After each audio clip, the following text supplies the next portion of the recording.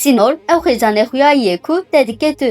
Lê dema ku destê hevala te ya herî baş, bi jêbîrekî wê xêzejiyê dibe, çi diqewime? Gelo hevaltî, bi rastî destûrnameya kirina her tiştî û ketina her qada te ye. Ji bo ku ew aciz nebe, ji tiştekî ku tu naxwazî re gotina erê, bi rastî avêtina qada xwe ya nav agire. Tirsa redkirinê, xema mirovekî xirabxuya kirinê. Hemû nasin, lê ji bîr neke. Sînor ne dîwarên ku tu li dora xwe ava dikîne. Deriyên saxlemin. Deware, em niha cêrvandinekî biçûk bikin.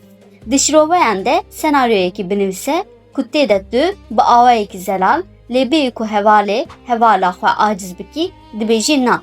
Ka em binêrin, naya herî avaker dê jî kê were. Belkî tu bibî îlham ji bo meheniya. Goteramaya berfire li ser malperamaya.